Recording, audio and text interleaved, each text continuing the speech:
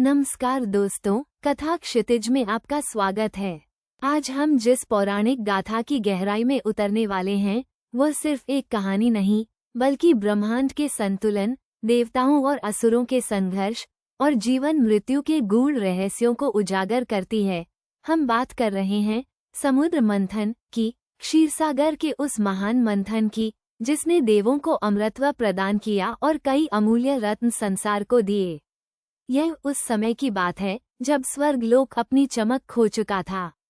महर्षि दुर्वासा के शाप के कारण देवराज इंद्र का वैभव और देवताओं की शक्ति क्षीण हो गई थी। असुर बलशाली होते जा रहे थे और वे देवताओं पर हावी होने लगे थे। देवगण अपनी खोई हुई शक्ति और अमृतत्व को पाने के लिए चिंतित थे। वे भगवान ब्रह्मा और फिर भगवान शिव के पास गए, लेकिन कोई समाधान नहीं मिला। अंततः सभी देवगण भगवान विष्णु की शरण में पहुँचे। भगवान विष्णु ने अपनी दिव्य दृष्टि से स्थिति को समझा और एक अद्भुत उपाय सुझाया, समुद्र मंथन। उन्होंने बताया कि क्षीरसागर के गर्भ में अमृत छिपा है जिसे पीने से अमृतत्व प्राप्त होगा, लेकिन ये कार्य इतना आसान नहीं था। समुद्र मंथन के लिए एक विशाल पर्वत को मथनी बनाना था और एक विशाल नाग को उसकी रस्सी। इतना बड़ा कार्य अकेले देवगणों के बस में नहीं था। अतः भगवान विष्णु ने देवों को सुझाव दिया कि वे कुछ समय के लिए असुरों से संधि कर लें और उन्हें अमृत का लालच देकर मंथन में सहयोग के लिए राजी करें। देवताओं ने भगवान विष्णु की बात मानी और असुरों के राजा बलि से संपर्क किया। अमृत के लालच में असुर भी इस कार्य के लिए सहर्ष तैयार हो गए। अब मंथन की तैयारी शुरू हुई। मंदराचल पर्वत को मथनी बनाया गया और नागराज वासुकी को मंथन की रस्सी के रूप में इस्तेमाल किया गया। वासुकी इतने विशाल थे कि उनका शरीर पूरी तरह से पर्वत पर लपेटा जा सका। देवों ने वासुकी की पूंछ पकड़ी और असुरों ने उनका मुख। मंथन प्रारंभ हुआ। जैसे ही मंथन शुरू हुआ, मंदराचल पर्वत बिना किसी आधार के गहरे समुद्र में डूबने लगा। तब भगवान विष्णु ने कूर्मावतार लिया, यानी एक विशाल कछुए का रूप धारण कर पर्वत को अपनी पीठ पर धारण किया। उनके इस आधार ने मंथन को संभव बनाया। देव और असुर दोनों पूरे बल से वासुकी नाग को खींचते रहे, जिससे मंदराचल पर्वत सागर में तीव्र गति से घूमने लगा। इस प्रक्रिया से वासुकी को असहनीय पीड़ा हुई। उनके मुख से भयंकर विष, हलाहल या कालकूट निकलने लगा। यह विष इतना तीव्र और विनाशकारी था कि इसकी एक बूंद भी पूरे ब्रह्मांड को नष्ट कर सकती थी।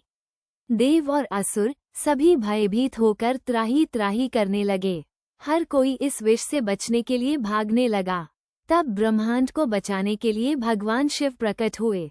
उन्होंने उस संपूर्ण भयंकर विष को अपने कंठ में धारण कर लिया। विष के प्रभाव से उनका कंठ नीला पड़ गया और तभी से वे नीलकंठ कहलाए। भगवान शिव के इस महान त्याग ने संसार को विनाश से बचाया। विष निकलने के बाद मंथन जारी रहा और एक एक करके सागर से अद्भुत रत्न और पदार्थ निकलने लगे। इनमें सबसे पहले कामधेनु गाय निकली, जो सभी इच्छाओं को पूरा कर सकती थी। फिर 7 मुखों वाला दिव्य घोड़ा उच्चैश्रवा, देवराज इंद्र का सफेद हाथी ऐरावत, भगवान विष्णु का कौस्तुभ मणि, स्वर्ग का सुगंधित पारिजात वृक्ष और कई सुंदर अप्सराएं जैसे रंभा, मेनका, उर्वशी निकली। इसके बाद निकली धन, समृद्धि और ऐश्वर्य की देवी लक्ष्मी, जिन्होंने स्वयं भगवान विष्णु को अपने पति के रूप में चुना। फिर वारुणी, मदिरा की देवी, चंद्रमा और भगवान विष्णु का पांचजन्य शंख भी निकला। अंत में अमृत कलश लिए हुए भगवान धन्वंतरी प्रकट हुए। अमृत को देखते ही असुर लालच में आ गए और उन्होंने कलश छीन लिया। देवगण चिंतित हो उठे कि यदि असुर अमृत पी लेंगे तो वे अमर हो जाएंगे और संसार में अनर्थ फैल जाएगा। तब भगवान विष्णु ने एक बार फिर अपनी माया का प्रयोग किया। उन्होंने अत्यंत सुंदर स्त्री मोहिनी का रूप धारण किया और असुरों के सामने प्रकट हुए।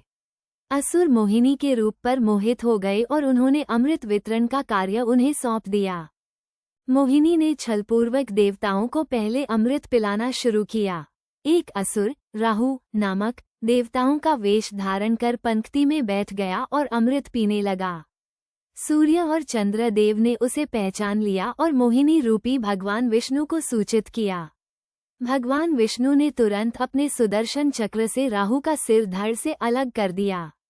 क्योंकि उसने अमृत पी लिया था, इसलिए उसका सिर राहु और धड़ केतु के रूप में अमर हो गए और तभी से ये दोनों ग्रहण के लिए जिम्मेदार माने जाते हैं। अमृतपान के बाद देवता अमर हो गए और उन्हें अपनी खोई हुई शक्ति पुनः प्राप्त हुई। असुरों का मंथन का उद्देश्य पूरा नहीं हो सका और वे पराजित हो गए। इस प्रकार समुद्र मंथन ने न केवल देवताओं को अमरता प्रदान की, बल्कि ब्रह्मांड को कई अमूल्य रत्न और ज्ञान भी दिए। ये गाथा हमें सिखाती है कि महान लक्ष्यों की प्राप्ति के लिए सहयोग, त्याग और विवेक कितना आवश्यक है और कैसे बुराई पर अच्छाई की विजय होती है। कथा क्षितिज के साथ बने रहने के लिए धन्यवाद। अगली बार फिर मिलेंगे एक नई रोमांचक कथा के साथ।